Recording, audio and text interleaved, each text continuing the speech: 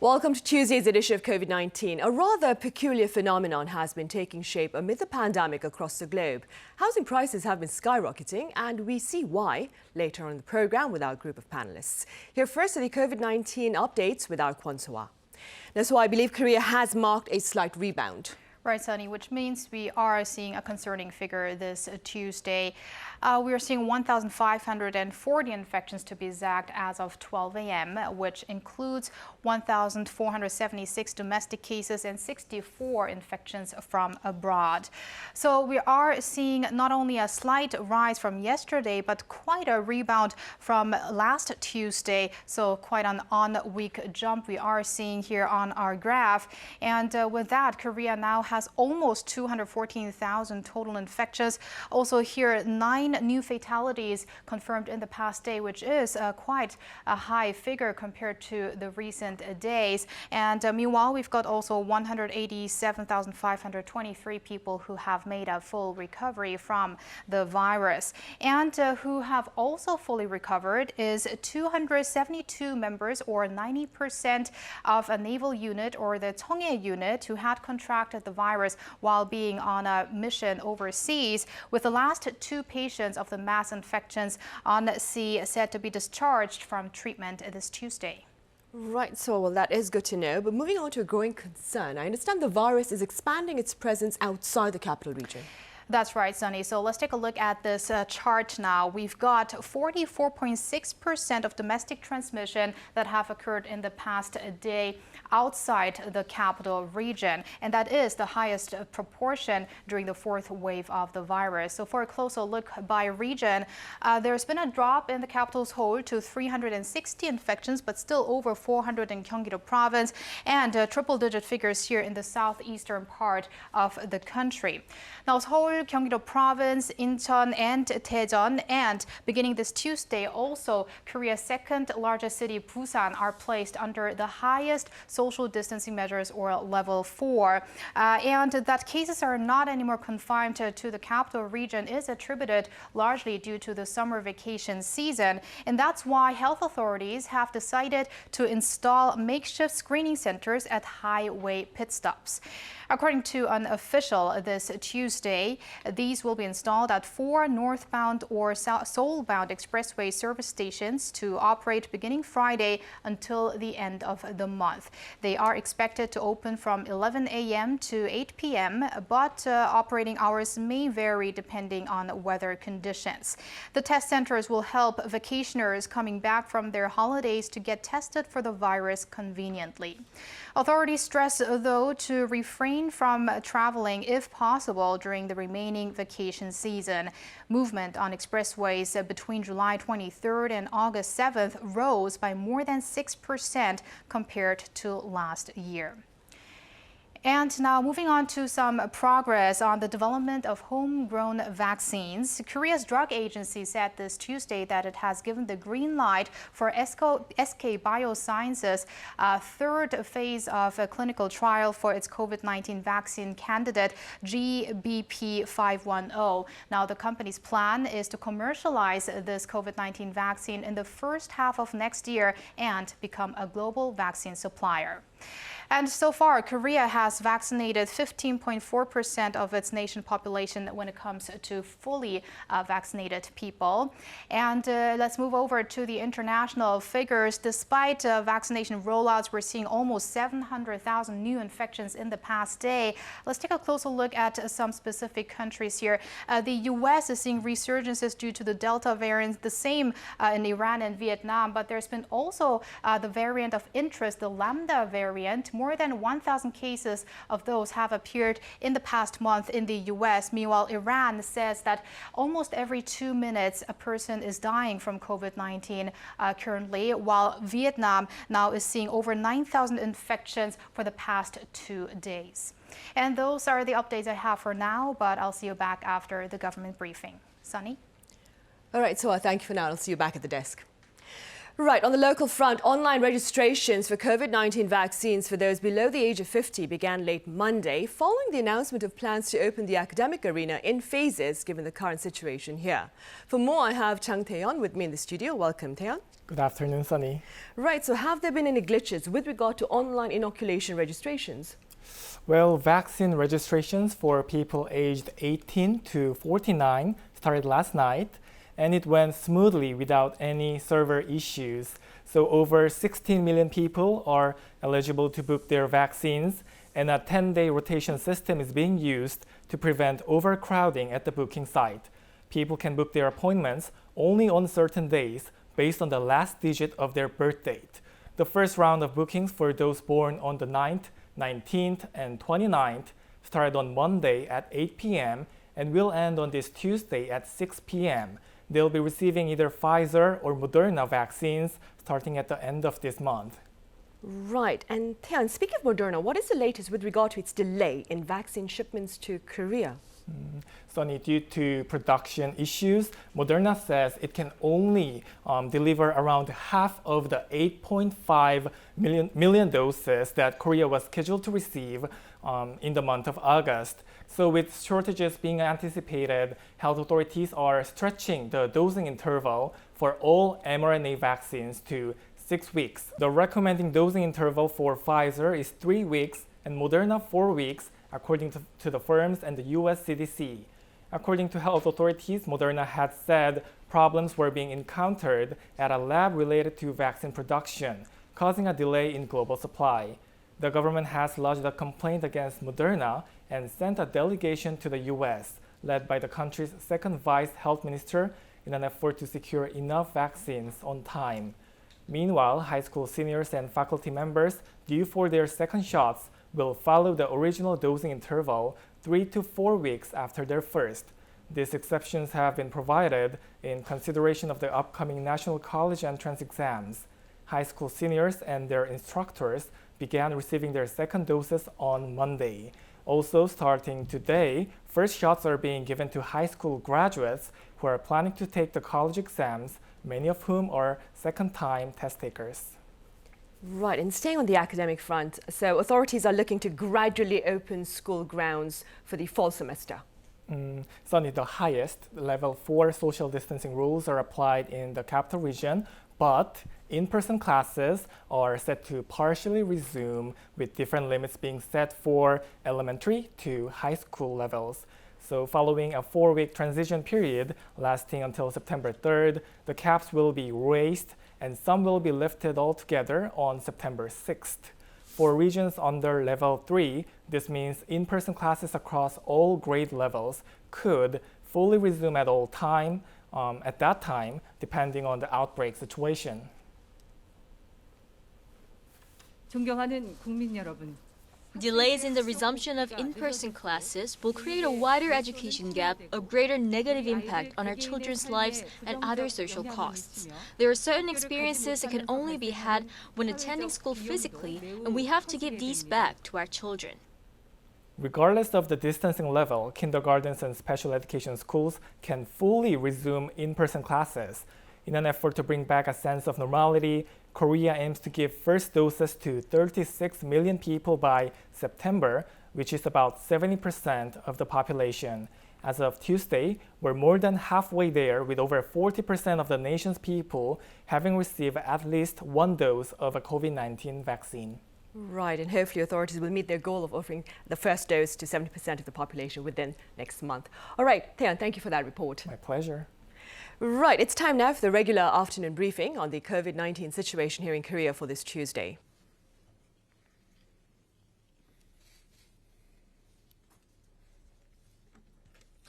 I am director of the Epidemiological Investigation Task Force team, and let us now begin our regular briefing for August 10th, Tuesday.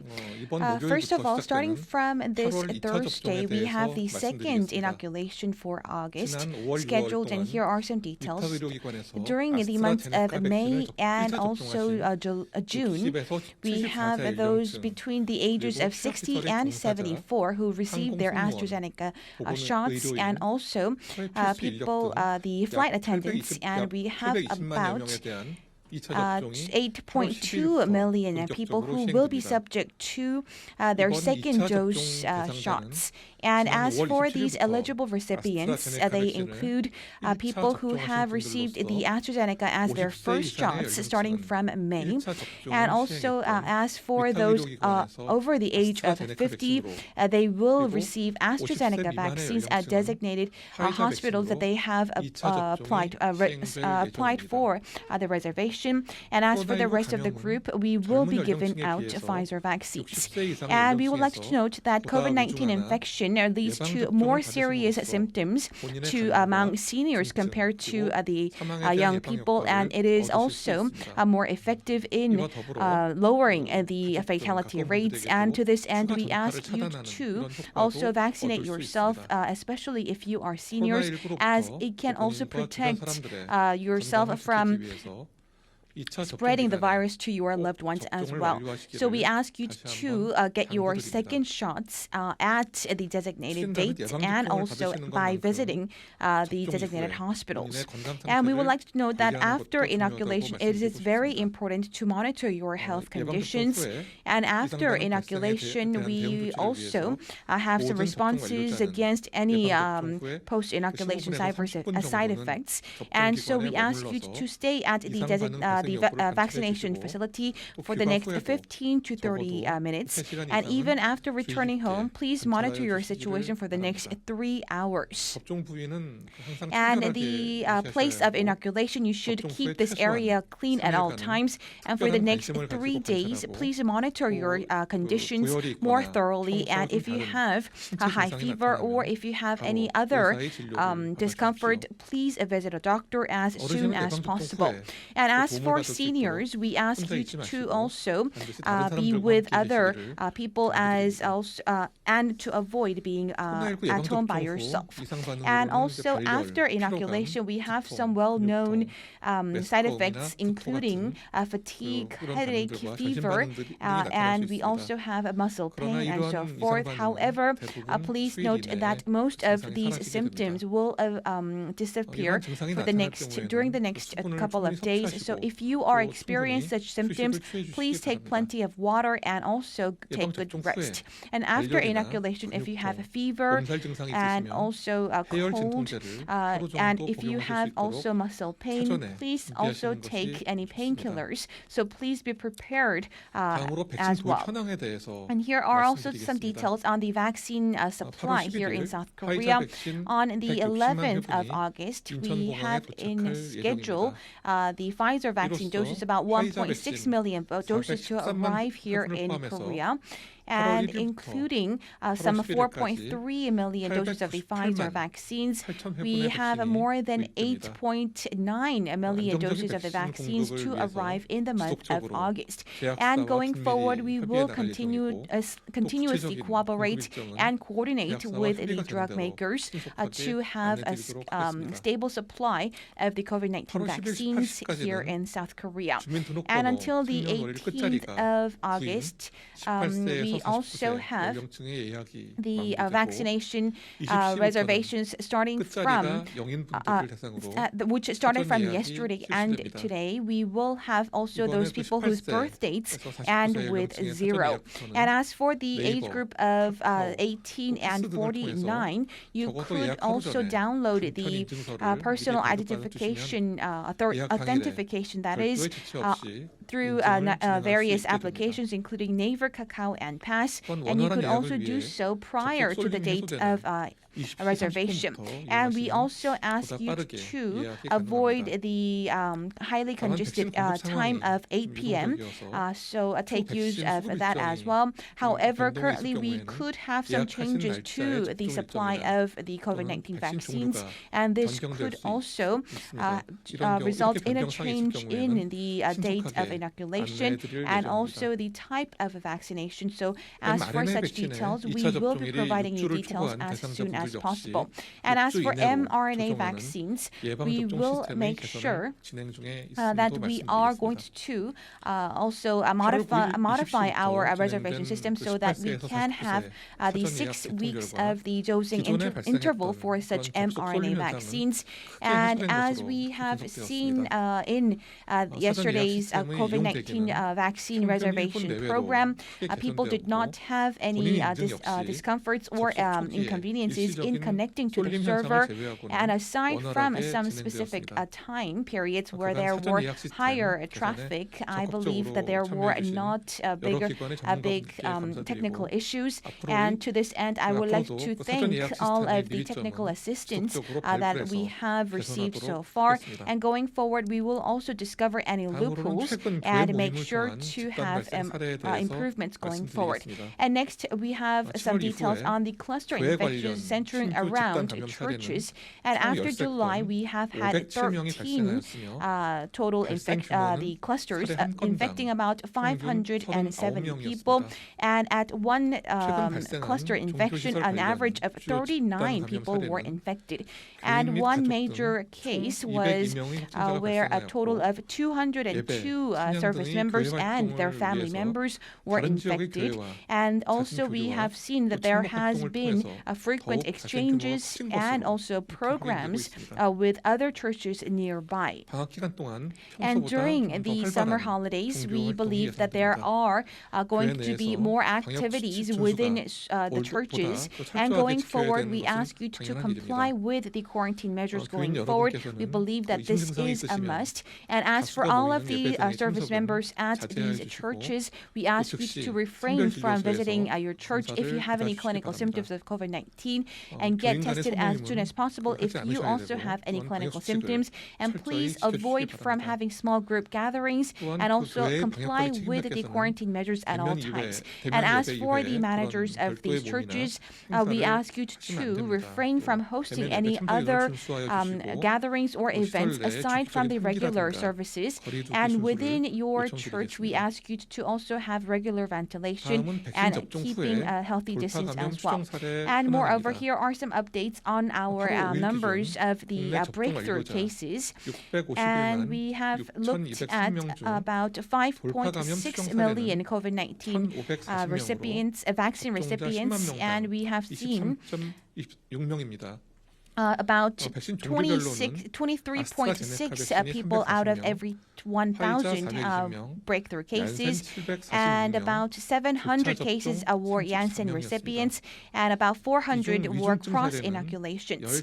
And as for critically ill conditions, we have about 0.94%, and fatalities, we have 2 fatalities and about 0.13% rate. And as for the variants, we have been looking at about 300 cases and about 274 cases, which account for 65 cases, were confirmed to have the new variants. And among them, about 211 were a new Delta variant.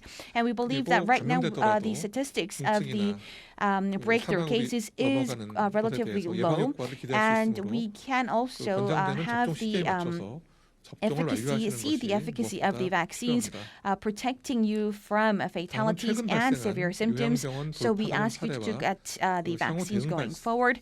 And we have also seen cluster infections breaking out at nursing hospitals, especially in the cities of Busan and Gimhae. And at these facilities whose inoculation rates hovered over 80%. And as for people, they received the AstraZeneca shots, we have seen numerous infections. And this is because we believe that the level of immunity were very low among seniors and also those who had underlying illnesses. And we believe that they were prone to virus infections when they were exposed to such COVID-19 virus. And we believe that these were some important factors there. And to this end, the quarantine authorities, we are conducting also also thorough inspections, and we are going to also make sure to protect such breakthrough infections at such facilities. So we ask you to get both shots if you have only received your first dose, and we will also review any related aspects, and we will also intensify our monitoring to see whether the workers there have had a thorough inspection of visitors. And going forward, we will make sure to exert further efforts to protect such breakthrough cases. And here are some details on the new variants here in South Korea. And the health authorities, we are also intensifying our bolstering our inspection of the new variants. And during the past week, we have seen the analysis rate standing at about 32%. And during the past week, the major variant detection rate was about 76%, which is an on-week increase by 8%. And new Delta variant, we have seen rise by about 11.6% from the previous week, and during the past week we have seen 2,146 cases being detected, and most of them, a majority of them, were local infections. And from last December, we have a total of 17,661 cases of the new variants. And we also have some updates on the Changhae unit. 그럼 이어서 청해부대 코로나19 집단 발생 역학. Right, that was Lee Sang-won with Tuesday's afternoon briefing, and I have Soa back at the desk with the gist of his address. Right, Soa? Right, let's begin with updates on the vaccination front. He mentioned that people who got their first shot back in May and June are soon going to receive their second shot beginning on August 12th, which would be this Thursday. And this will be mainly the elderly population as well as other prioritized groups. And out of these groups, those people aged 50 and above are to receive AstraZeneca for their second shot, and those below 50, the Pfizer vaccine. He also called on these people to get the second shot, which will protect them even further against the coronavirus. And on the supply of vaccination, he said that on August 11th, which would be on Wednesday, 1.6 million Pfizer doses will arrive here in the country. And with that, we will have almost 9 million of Pfizer doses that are to arrive by mid-August.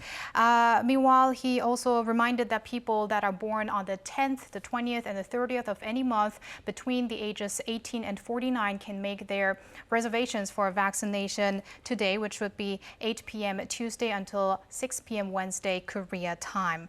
Now, some updates on breakthrough cases. There were some cases in nursing hospitals in Busan and Gimhae where people who have been fully vaccinated have been confirmed with the coronavirus again. So authorities said this could be because many of them are seniors, and also they are at places prone to virus infections because there are confined spaces, which is why authorities are doing thorough inspections over there. Last but not least, some updates on the variant cases. We've got more than 2,600 new variant cases, with the majority of those being domestic transmissions, and also a majority of these variant cases were the Delta variant. Right. All right, so as always, thank you very much for that. My pleasure. Right, and speaking of the Delta variant, it has been said that this particular variant is highly transmissible as compared to the original strain of the coronavirus. But just how transmissible is the Delta variant? We tell you in this report.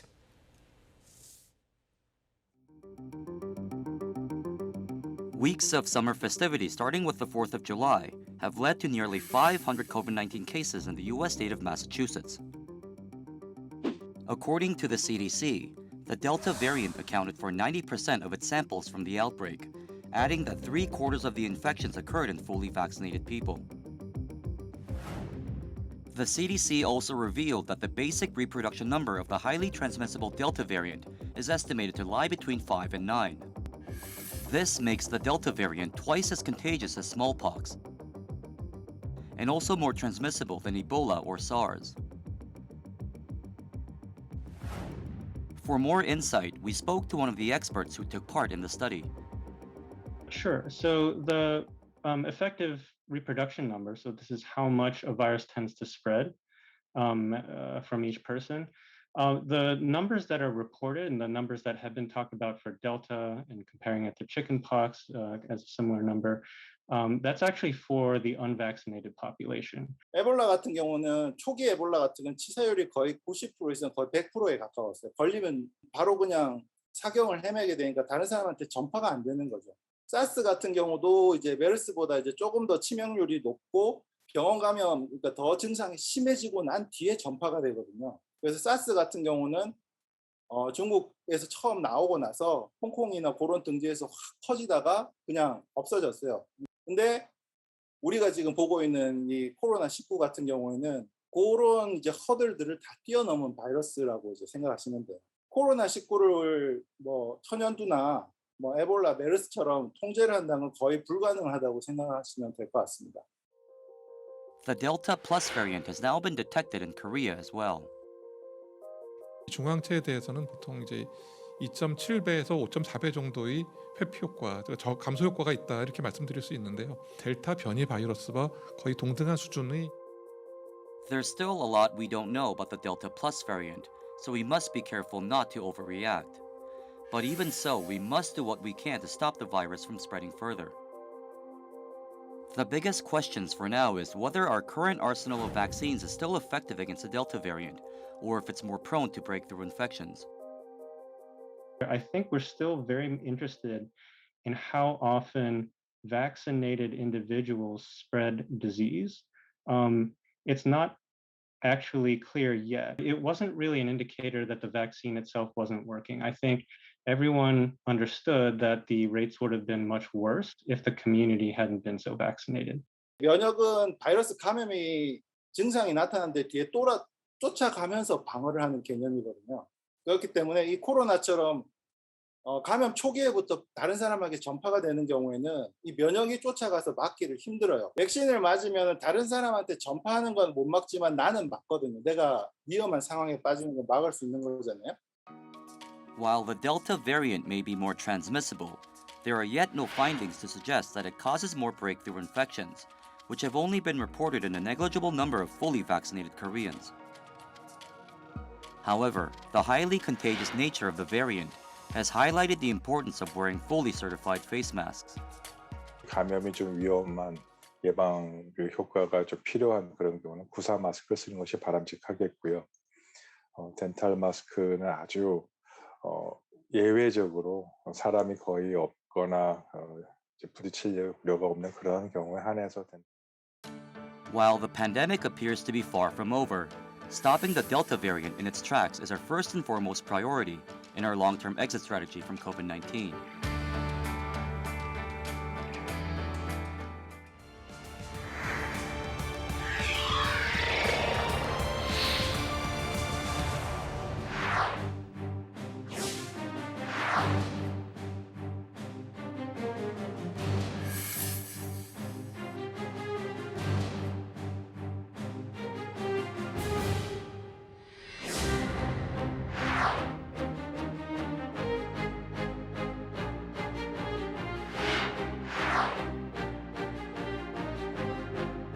주택 가격의 수준과 적정성을 측정하는 지표들이 최고 수준에 근접했거나 이미 넘어서고 있다는 점입니다.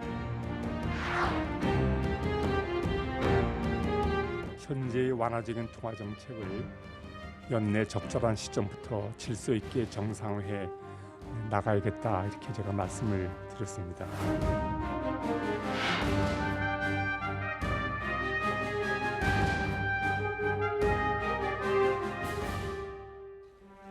The global message amid the pandemic has been stay at home as much as possible. The universal problem in the wake of the pandemic has been skyrocketing housing prices. For more on this phenomenon, I have Professor Yang Jun-sok from Catholic University of Korea. Welcome back, Professor Yang. Happy to be here. And joining the session virtually is Professor Antonio Saravia at Mercer University over in the US. Pleasure to have you with us, Professor Saravia. Likewise, it's a pleasure to be with you guys. Right, Professor Yang, we'll start here then. According to the OECD, property prices for the first quarter of this year soared to the highest level in about 3 decades. Let's start with the actual details of this rise. Okay, well, according to the OECD, from the end of first quarter 2020 to end of first quarter this year, The average housing prices in the OECD countries went up by 9.4%. Now, Financial Times pointed out that the rise was especially high in Korea, 6.7%, United Kingdom, 9.0%, New Zealand, 14.5%, Canada, 10%, and Turkey, 31.1%. Curiously enough, I'm sure Professor Saravia will mention this, but United States went up quite a bit as well, according to the Case-Shiller Index, which looks at the housing prices in the United States. Professor Robert Shiller, who measures this index, has mentioned that the housing prices now are higher than where it was during the subprime mortgage problem.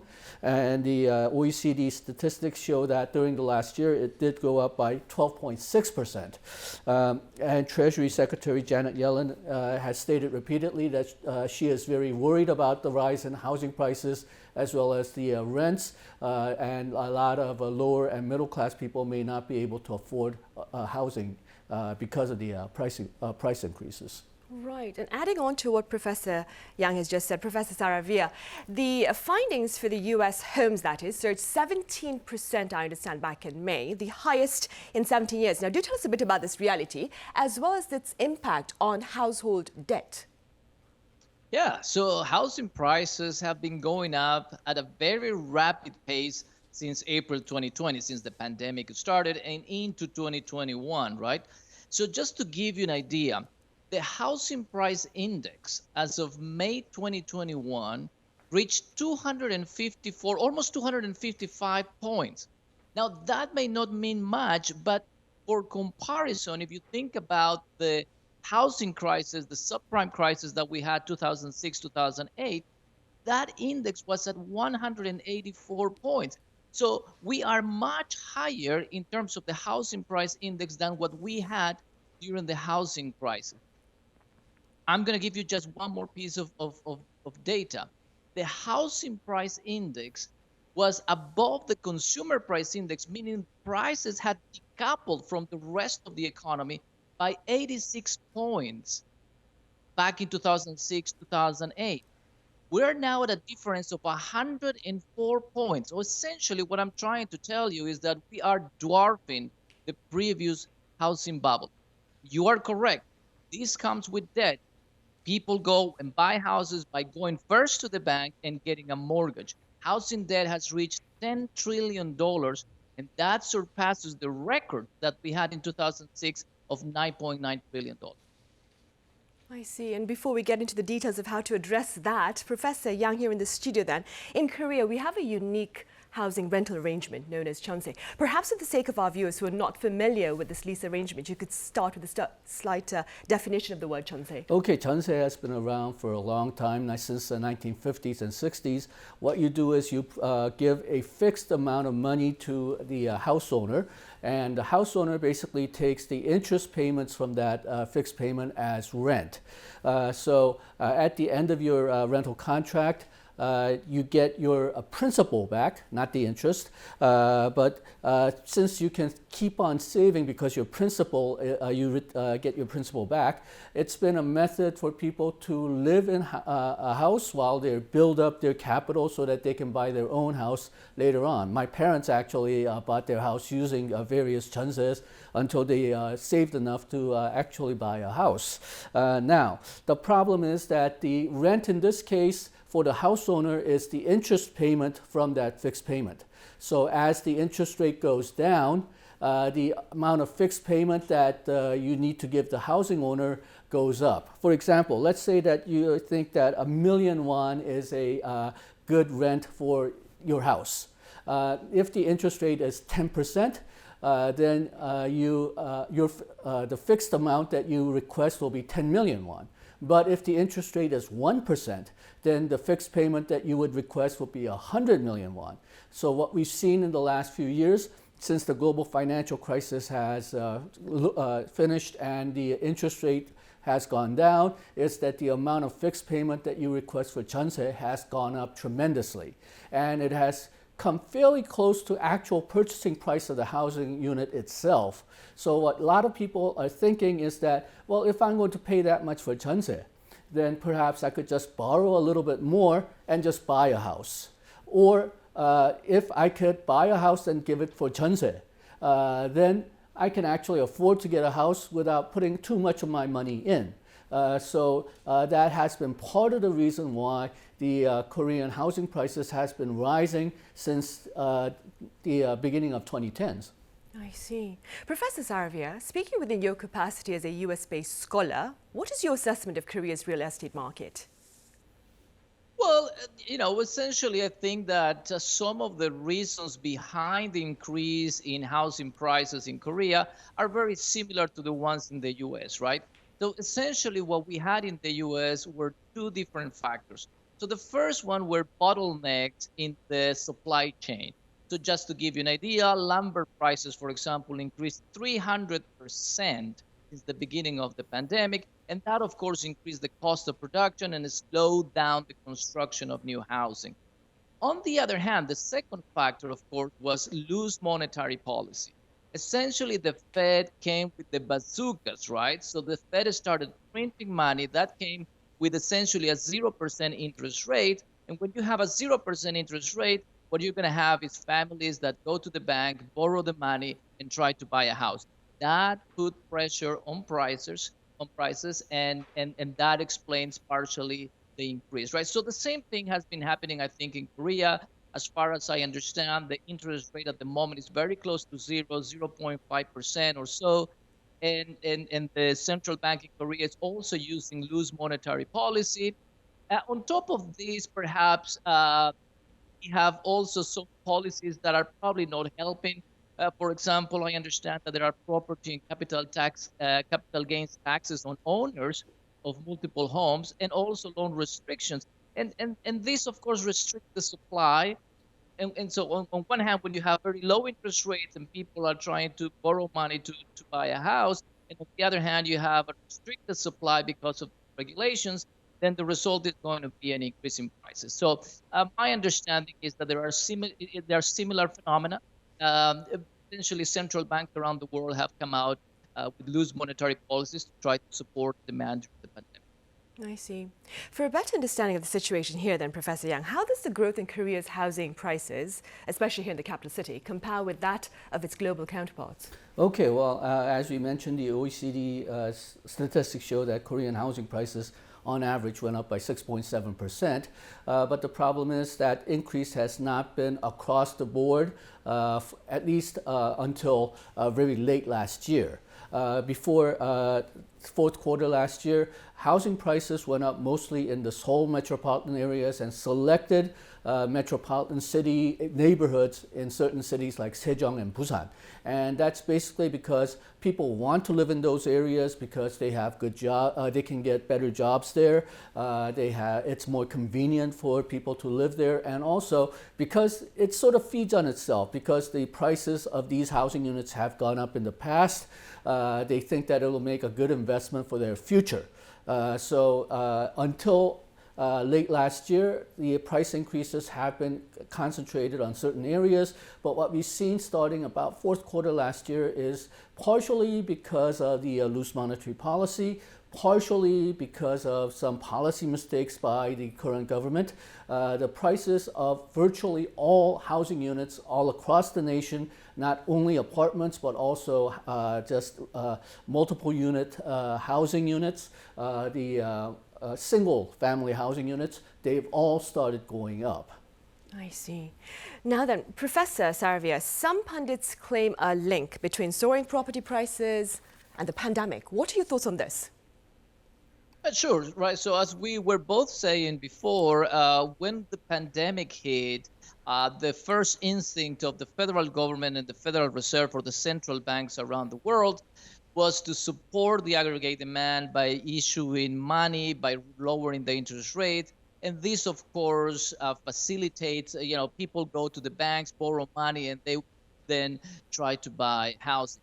Now, I think it's important to take a look at the last month. June was very interesting in the housing market in the United States. So during the month of June, single-family homes fell actually to an annualized rate of 6.6%, below the May rate of 19.4%. So this is interesting because most months during the pandemic, we had very rapid increase in housing prices, but in May, we had an increase that was much lower than it was anticipated. In fact, the prices rose just 6% from June 2020, when we have seen, as you have said in your first question, increases of 15 to 20%, right, for most months during the pandemic. So June was interesting. There is probably a sign of cooling down in the housing market in the US. There is a sense that perhaps people are thinking, wait a second, the inflation is getting out of hand. The Federal Reserve is going to step in. Interest rates are going to increase. Therefore, we better be cautious and perhaps stop the frantic, buying housing that we were seeing during the pandemic. Perhaps we see a cool down coming up. Right. And speaking of a cool down, Professor Yang, do you foresee a continuous surge in the housing prices here in the country, or do you see a cooling off that Professor Saravia has mentioned for the US? For the short run, and I think of this as being to the end of the year, I see the prices of housing units keep on going up. And the reason is that we're still having a loose monetary policy. Even if the Bank of Korea raises its interest rate in August or October by 0.25 or 0.5%, I don't think it'll be enough to turn down the trend. But it'll give signal that the monetary authorities are serious, and coupled with other regulatory and legal changes, they may be able to start getting handle on rising housing prices, but it'll have to start with a rise in interest rates sometime this year. I see. And Professor Saravia, given the reality in the US, what are the chances of a repeat of the housing crash of 2008 in the US? Yeah, let me just comment a little bit on what the professor has just said. I think it's very interesting.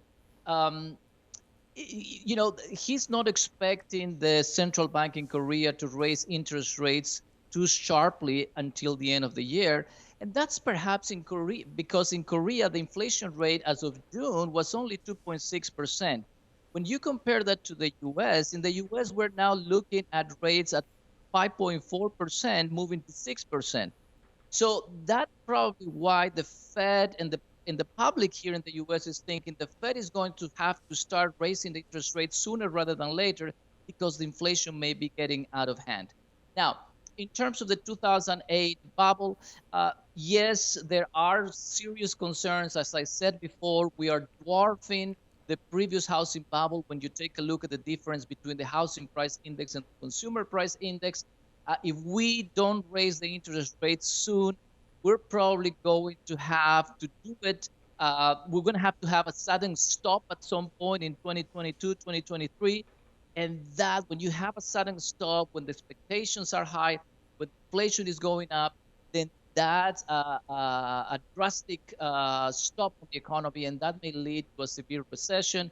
We're hoping that we don't get there and we start seeing gradual rise on the interest rates sooner rather than later. Right. And Professor Yang, keeping in mind concerns raised by Professor Saravia, what do you propose to address soaring housing prices? Okay, well, I think the serious problem is not only the rise in housing prices, but the rise in household debt that is caused by the purchases of these high-priced housing. And that is the main reason, rather than inflation rate, why I think the rise in interest rate is justified for Korea. The household debt for Korea is right now about 100% of GDP. And we also have, doesn't relate directly to housing, but corporate debt is also around 100% of GDP as well. So it's only when we think of national debt that Korea has low debt rate.